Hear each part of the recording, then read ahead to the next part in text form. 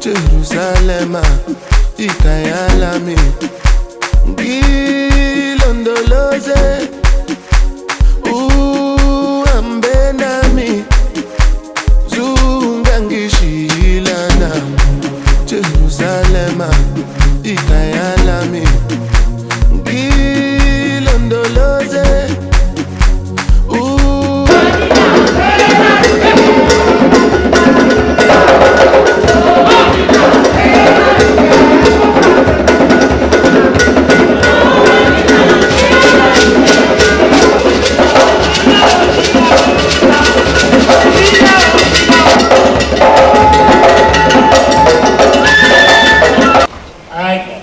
A great privilege once again to welcome you all to the 2023 Annual General Meeting and Conference of Exalted Professional Body ANUPA.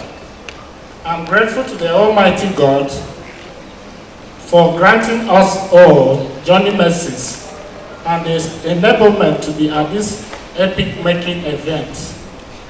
This AGM, as you may note, is the second to be organized by the current National Executive Committee, which took over the mantle of leadership of the association in January 2022. It is, however, not an election year in view of the one-year extension granted in NEC by the National Council to make up for the time lost during the prolonged university-based union strikes and the other associated constraints in 2022. We however, hope that against the obvious challenges still experienced in the university system, this annual general meeting shall be a panacea for administrative efficiency and greater performance in the system, and by extension, ensure academic excellence in our institutions. Dear esteemed members of ANUPA, it is with great pleasure and sense of camaraderie that I extend my warmest goodwill wish to all of you on this occasion of the 23rd Annual General Meeting and Conference of ANUPA. This annual gathering stands as a testament to the dedication, professionalism, and collaborative spirit that define ANUPA over the years. Your association has played a vital role in advancing the interests of university administration professionals in Nigeria.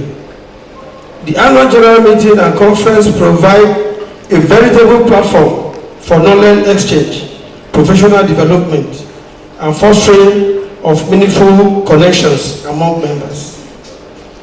As you convene to deliberate on the challenges and opportunities facing university administration, I am confident that the collective experts and passion of ANUPA members will contribute to innovative solutions and advancements in the field.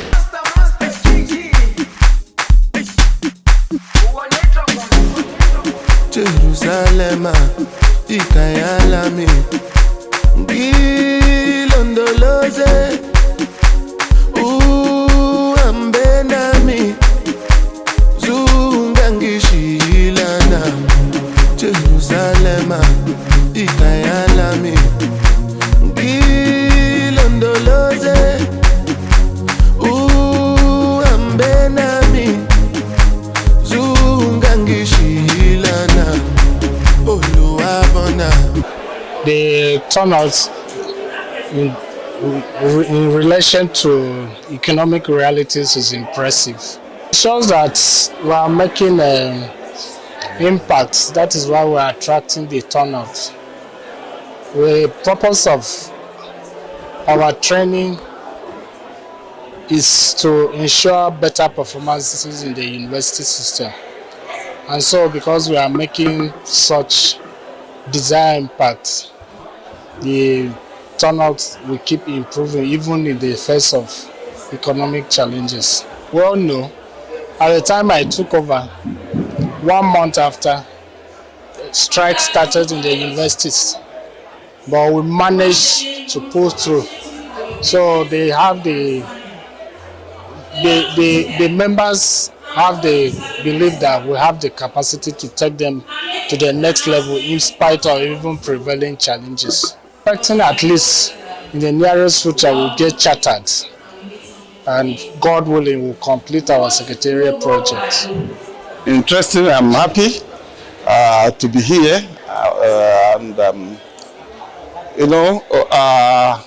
ANUPA is an organization that is trying to meet with a number of challenges, and as a result of that, we are making every conscious effort to confront challenges as they come. This is a novel one, being held here in the National Universities Commission. Is a way of trying to see that collaboration to ensure that there is that synergy between the ANUPA and the other organs of education, and with a view to also prospecting in the right manner in terms of development, making ANUPA the mouthpiece in terms of university administration. So we've had a number of interactions with NUC, and NUC has seen that ANUPA is really pathfinding in the area of developing skills and competencies of university administrators. This particular 2023 conference is unique. You can see a number of issues are there. We have brought in the issue of the total theater, what they call the total theater concepts, where you see people just come to conferences, not just listen to lectures, and so, but a little bit of entertainment comes up there to make them relax, to make them see it as also a home outside home, a home from home. And I'm happy that people are relaxing. We have robust discussions. The lectures that have come in have been very enthralling, and they have been strategic because they are meant to group our young administrators and exchange ideas, share experiences, and see that people move in from there. So I think everything is not perfect yet, but I know we are on course. What does new means within the framework of this paper I'm presenting? New, in my understanding, is something that has recently come into existence. Something starting anew or fresh, or something different from what it has been in existence. This simply means that development in university today has to do with something quite different from the traditional methods and practices hitherto in existence. What is trend? Trend, on the one hand, can be seen as an inclination in a particular direction or new development. For instance, analysis of changes over time, which scientists will call trend analysis. I believe many of you have studied the trend analysis. What is strategy? We talk of strategy every day. Strategy to accomplish this, strategy to accomplish that. Strategy entails an elaborate and systematic plan of action. For example, planning on how to execute an idea or an action. Then, what is university? We are all coming here for universities.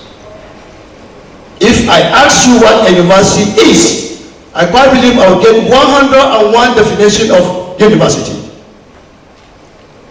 But for the purpose of this paper, university is a universal entity. Universal entity. There's no boundaries. And establishing why a seat of higher learning is housed to include personnel and facilities for teaching and research. It is also seen as an institution organized and incorporated for the purpose of impacting instruction, knowledge, and examining students, or promoting education in the higher branches of arts, sciences, literature, and is empowered to confer degrees. That is a university. All of this is what university means. Then what is administration? Administration is an act of administering, or conducting public affairs, or giving direction on how to manage the affairs of an organization, public or private. He who engages in act of administration is called an administrator. Then, who is a professional administrator? Now that we know what administration stands for, and we call ourselves professional administrators, who are we? A professional administrator is an officer trained in skills and discipline to administer or take charge in administering and managing both human and material resources in an organization. A professional administrator in a university setting is that person trained in the art of administration, with the overall objective of directing resource management to achieve organizational goals and objectives. That is universal administrator. That is what we are. Then, after having understood all these conceptual frameworks, the university has undergone various evolutions over the years. Remember the first university in Nigeria? The University College Ibadan. It started as a college, a branch of a university in the UK. After independence, it became a full-fledged university. Then other universities continued to run on. Today we have nearly 200 universities, federal, state, and private. As they evolve, as somebody said, the dynamism of administration and dynamism of university, the concept of university, things also evolve along the universities. University administration has witnessed tremendous evolution over time, from the era of traditional and mundane methods used to administer to a more sophisticated era of administration. This has been necessitated in view of the fact that universities and ivory towers have become more complex in the face of new trends that have evolved over time. The uncertainties, we are saying that they are high in today's world. They are bringing what? A lot of rapid changes. The rapid changes affect what? Universities, it makes universities face high level of uncertainty. Are they going to survive? Are they going to remain relevant? The economic recession that has been happening and reoccurring, in the face of that, what happens to the university system?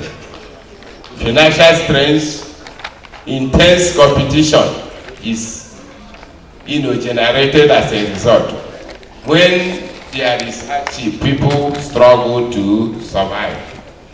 And then universities that are in the developed world, they are making it to, I wish I came with statistics. The person who gave us the convocation lecture in our university last Friday, if you see the statistics he released with some universities he selected, those ones are generating money. One of them was generating as much as $1.something trillion a university. Some of them, he said, are generating up to 80% of their required revenue. As much as that. Some are not even looking for anybody to assist them. Why? Because they have been able to withstand this uncertainty. So strategic thinking is very, very important in these works. Now you, who is the university administrator, what do you do? I looked at it again, like a ship in the turbulent waters. If you are like a ship in the turbulent waters, what do you? I wanted to go down to my slide number 6. I don't know where now. So, but this place I'm summarizing is the approaches to solving this problem. You can look at them globally. Strategic visioning is one of them. Develop a comprehensive strategic vision for the university's future. The university where you are, what will you do to make sure that the future is guaranteed? Align both academic, financial, and operational strategies with long-term goals of the university. That is also very important. Collective effort for survival. That's expectant collaboration. Is that not true? You can't do it alone. I can't do it alone. So the emphasis here is what? For us to survive, we need to come together and think as we are thinking today. We need to encourage collaboration among administrators, including faculty, lecturers. If we don't collaborate with them, I'm telling you, the era of turbulence, we may all be swept away. Then the next thing is that adaptability and flexibility is important. If you feel that it is the way we have been doing it over the years, no need, you have to follow. No, we have to adapt. We have to be flexible and move in such a way that some of the problems are getting solution. There is synergy and collaboration. Planning for past current to overcome current obstacles. Here I'm saying advocating for strategic planning, ensure continuous process of assessment and adaptation to evolving circumstances. This is like I looked at my statement of problem, solutions thereof. They are all global. I didn't give an example, but coming down, I'm going to now go to where I will give you some examples. I'm not perfect, I came from ruthless times as a juvenile. It will depend on your understanding of Nigerian university education. Many people may not agree with you that the university education as it is today is a scam. It all depends on how you look at it and what personal experience you may have. Coming from Nassau State University, Kefi, I want to think that you have set a very good machinery, a very good academic machinery to ensure quality and standard of our programs and lecture delivery and certification. But if other universities have adverse experience, that I may not say, because I cannot hold forth. I can only talk about the one I know. It is quite true. One egg, they say, sorry, one bad egg will spoil the others. It is quite true. That may be possible. But in my university, South State University, we are putting every machinery on ground to checkmate lecturers, checkmate delivery of lectures, and checkmate the processes of certification. This particular training outfit, the one we are in, I think I will rate ANUPA very well, very high in terms of organization.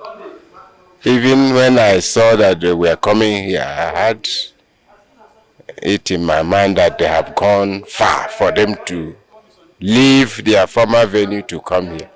So this is like scaling higher. They have moved higher. The organization is super.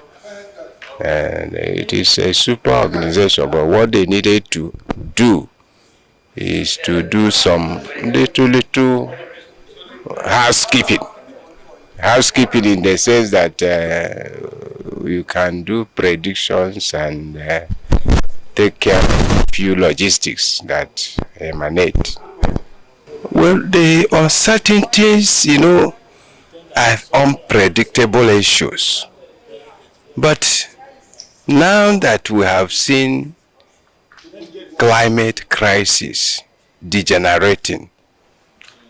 I believe issues coming from climate change are on the hot burner. They will affect us. Many places, you see a university, erosion will come and chop it up. You will see your farmland, it will no longer be a place you can plant and harvest.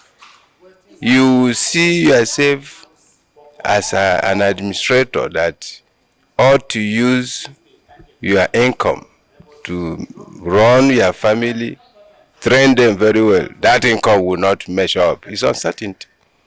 So, and you know, a worker that cannot fend for his family, no matter what capabilities you have, there is question mark.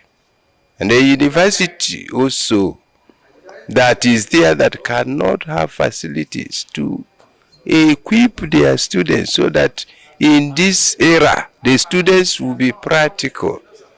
They will be innovative with themselves. All these things we are talking about innovation. You know, most of them will be coming from the stakeholders who are the students. You only run good administration with good skill. The students, the environment will be so conducive for them to, you know, develop their skills, synergize with one another, and move forward. So those are issues that are common, whether you like it or not.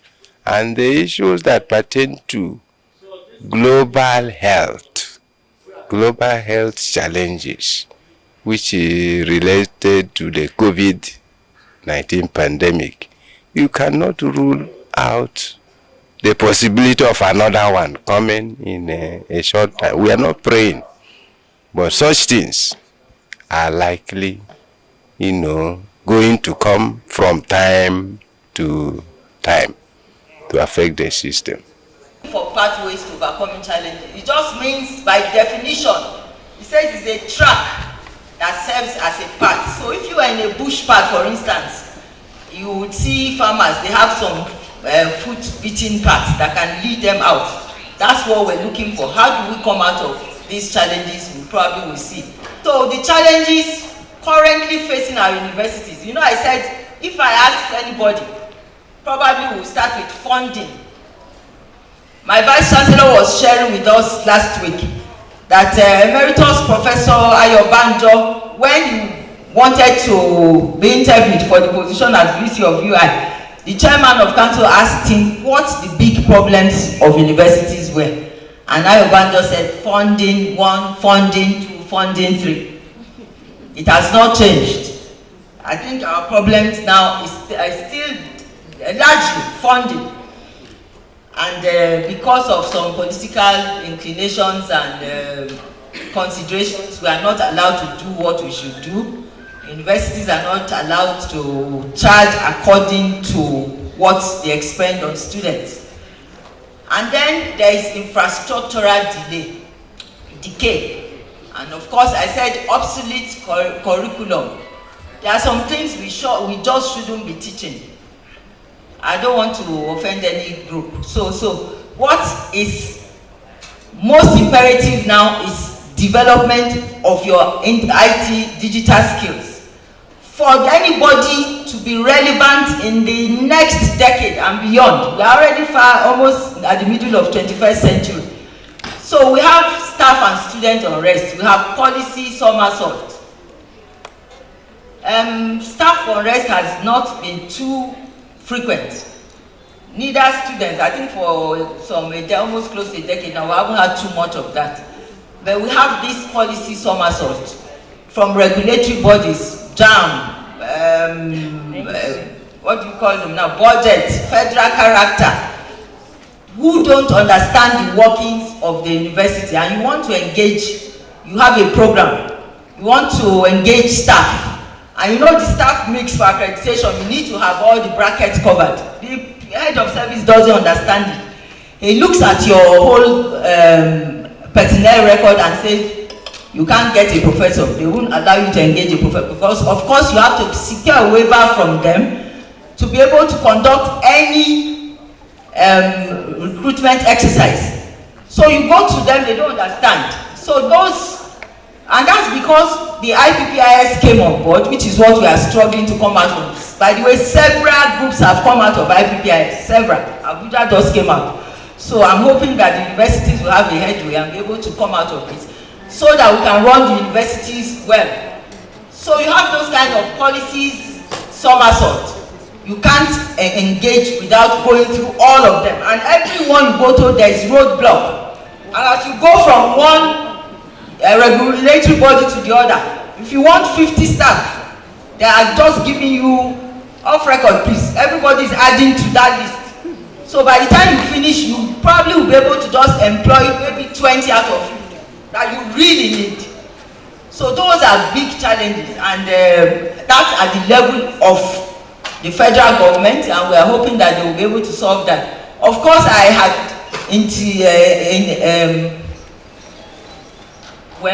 tacitly said that there is knowledge and skills gap even amongst us. We don't have the requisite knowledge. We don't have the requisite skills to carry out our duties. And people are very resistant to change. That is a big problem. Policy administration has a rich and diverse history that has evolved alongside the development of higher education institutions. The role of university administrators has transformed over time to meet the complex needs and challenges of managing academic institutions. University administration refers to the management and coordination of various administrative tasks and procedures within a university. It encompasses a wide range of responsibilities and functions that contribute to the small functioning and success of the university as a whole. Now let us see the status of development of university administration in Nigeria. In the early stages of university administration, the focus was primarily on maintaining discipline, overseeing financial matters, and ensuring compliance with regulations. This was the early stage. Focus was on these three key issues: maintaining discipline, overseeing financial matters, and ensuring compliance with regulations. This is the scope. However, as the universities expanded, their administration became more sophisticated, incorporating various academic and non-academic functions. And one of the significant turning points in university administration occurred during the Middle Ages. For purpose of clarity, when we say Middle Ages here, I mean from the collapse of Roman Empire in 6th century down to the period of Renaissance. That is the time of European birth. Renaissance was between 14th and 17th century. So the significant turning point, as I said, in university administration occurred during the Middle Ages with the emergence of a distinct administrative structure known as the University Chancellorship. Remember, we said that the early stage, the focus was on maintaining discipline, overseeing financial matters, and ensuring compliance with regulations. However, there came a turning point where that occurred during the Middle Ages. We saw the emergence of distinctive administrative structure known as the University Chancellorship, where the Chancellor served as the head administrator responsible for managing the institution affairs maintaining relationships with external entities and upholding its reputation. So added to the earlier stages, earlier focus, now here comes the position of Chancellor being clearly defined, and the role was maintaining relationship with external entities and upholding the reputation of the university. General knowledge, say general knowledge. Number one, you must understand that if you are digitally connected, you will do better. Use of digital technology in everyday life, work and creative expression, communication and collaboration, processing information, privacy protection skills, legal and ethical practices, balanced attitude, awareness, continuous learning, using technology to make informed decisions, and seamless use of technology. Now, generation gaps and implication of digital literacy. It is difficult today to be a deputy registrar in a division in the registry where you have, let's say you have 16 staff. These 16 staff are divided into different generation gaps. If you have a Madu from University of Maiduguri or Mr. Barrister Chika from Port Harcourt, there's another Chika there. There are so many Chika in this meeting. There's another Chika I saw there in Futo. And you now have a 21-year-old person in that office. You will discover that they don't perform at the same level. If you are not careful, something will tell you that the small boys are better. Do you feel like that? When you give them something, they do faster. But when there is going to be a crisis in that department, it is among those who are fast that you will develop problem. Do you understand it? Number one, the older people, let's look at generation. Are you familiar with these generation divisions? The greatest generation are people born from 1901 to 1924. The silent generation from 1928 to 1945. Baby boomers. This is where I belong. 1946 to 1964. Me, I'm 64 years old. But some people who are younger than me, they think they are older than me. Generation S, 1965 to 1980. Millennial, 1981 to 1996. Generation Z, 1997 to 2020. All of these people now, they are now in the university system. They are performing at different rates and paces. And some of us, we have issues working with some of them. Now, as we are in this room, we are divided into 3 groups. The first group is digital dinosaurs. What do I call it? Digital dinosaurs. If you were born between 1928 up to 1945, I don't think you should be here again anyway. You should ought to have gone somewhere. So, the people in this category, that my registrar fall into this group. Are you following? They were very clever and smart people. They were bookish. They like reading books. When they ask them to come at 8 a.m., they will be there at 8 a.m. Are you listening to me now? So, in fact, that my registrar, if you say something is happening at 10, it will be there 8:30, 9. Is that okay? So it's not going to be everything that happened 30 minutes before the time. So that's generation silent. But their problem is that they were born, they have become aged before information age came. So they cannot play in the market. The next group, what are they? What do I call them? I want to be sure you are following the digital immigrants. Who are immigrants? Somebody who was somewhere before and is migrating. So I belong to that. That is anybody born between 1965 and 1980. Very many of us are in that group. We were not born when there was digitalization. There was no computer when we were born. We have grown up before internet came to Nigeria. Is that okay? Many of you here now, you have been born, you have been grown up before 1996. So it is now difficult for you to catch up. Is that okay? You were trained, read book, digest the knowledge, and speak out of it or write out of it. That was the way you were brought up. Is that okay? Your parents also were telling you, read your book. In Yoruba land, they say, read your book, read your book. The meaning of that is that it's reading book that will make you successful. Is that okay? But now, books now are on the phone. Books now, because if my father is alive today, if you are reading phone, he will slap you, he will believe you are not reading book. You can't convince him there is a book inside the phone. So these people, they have what? Limited ICT knowledge and skill. They cannot multitask. Our generation cannot do 4 things at the same time. But if we are inside a cab with a young man of 21, he can be speaking to somebody in Lagos. He's also typing something on WhatsApp. He's also doing forest trade. Are you listening to me now? He can be doing 4 things. He's also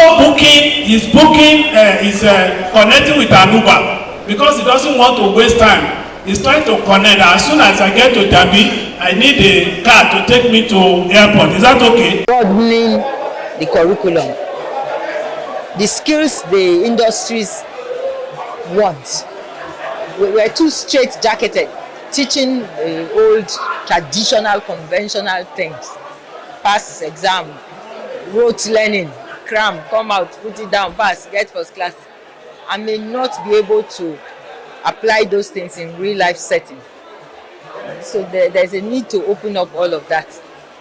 More application and practical involvement. More collaborations with industries. What do they want? Because we are producing graduates for them. So they tell us what they want. We tailor curriculum to them. And then they'll be employable. They get all the skills. We introduce social skills. And that's critical because at the heart of every enterprise, the person. So if you produce graduates that don't have those skills, interpersonal skills, can't work in teams and with teams, industries won't take you. You could have first class and you are deficient or bereft in those social skills, which is what they need to keep them, and they won't have it. It's a positive assessment. It's a professional association. So definitely you expect that there will be changes. If you fail to change, then you are not moving with the world. Things are changing. Some years back it was analog.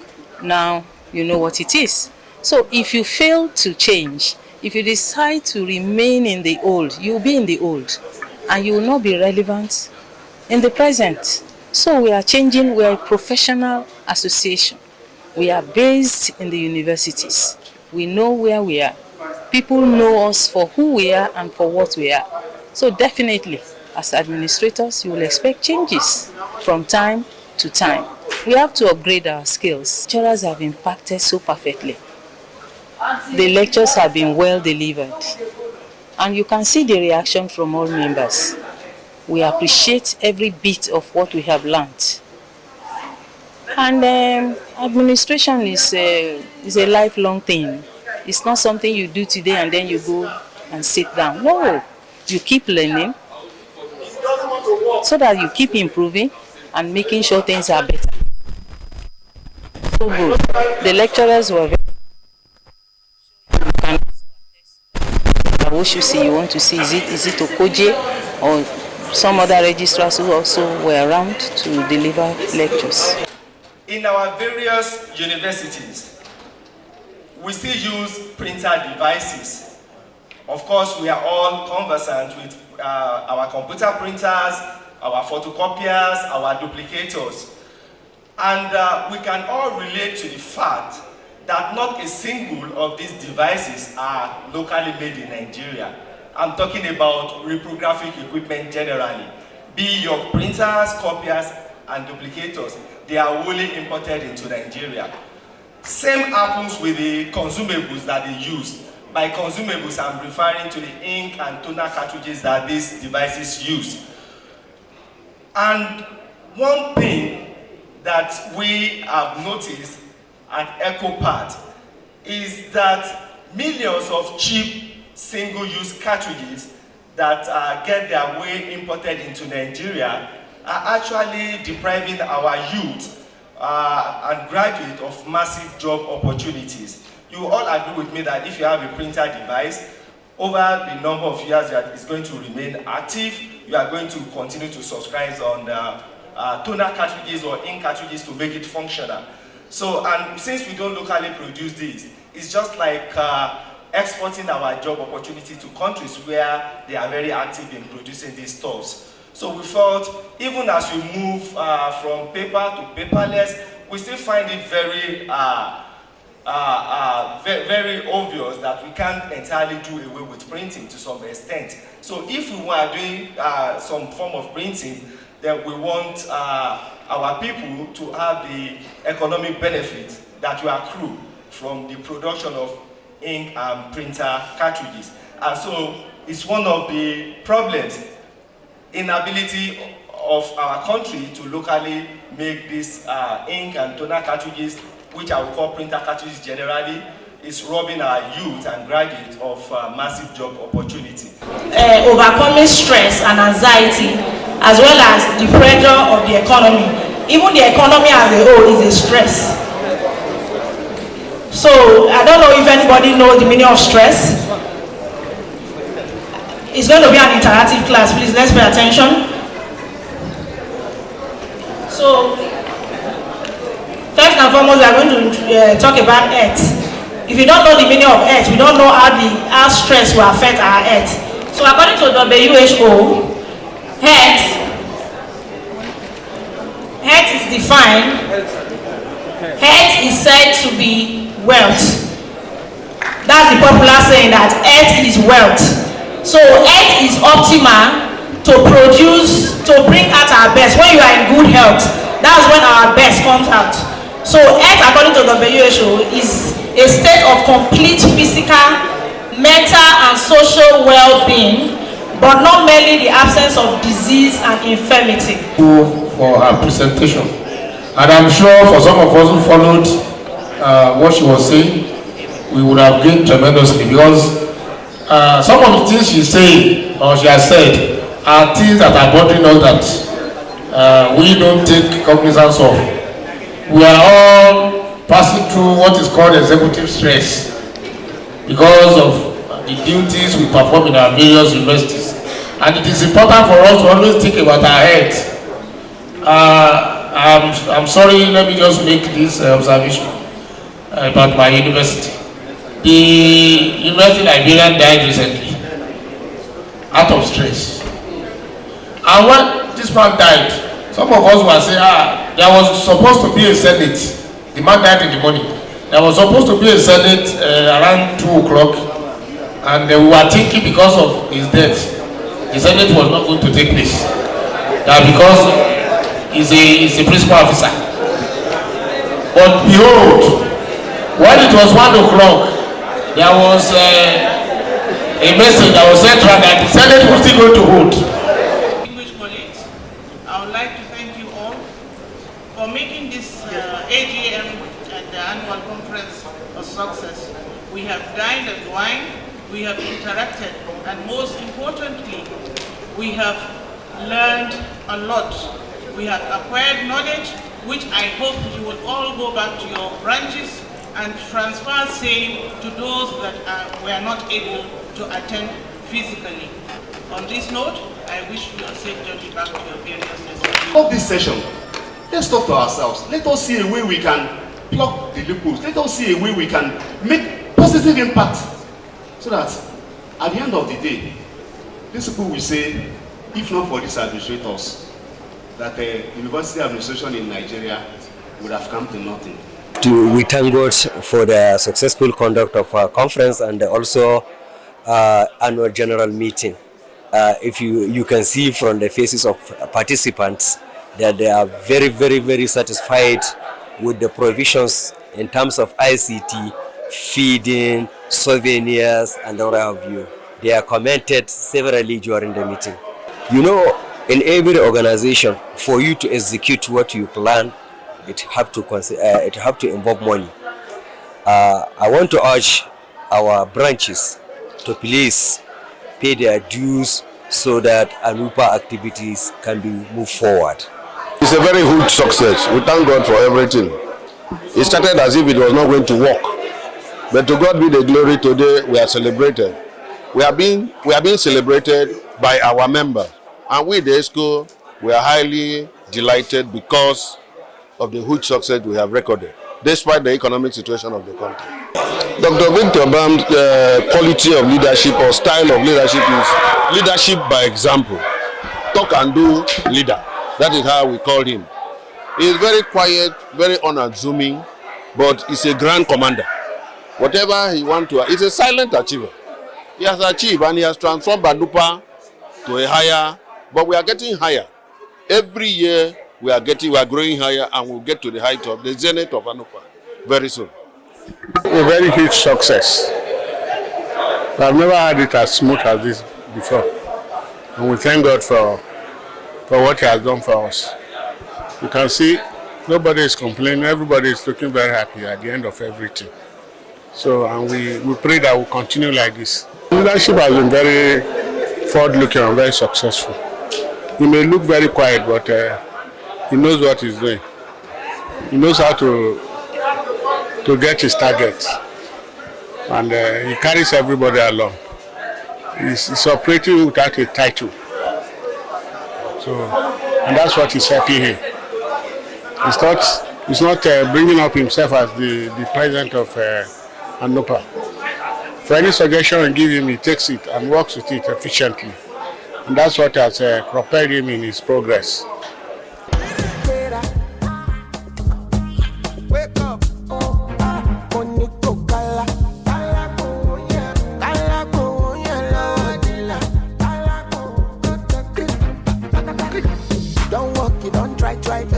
Supposed to be jai. Kilo come, person with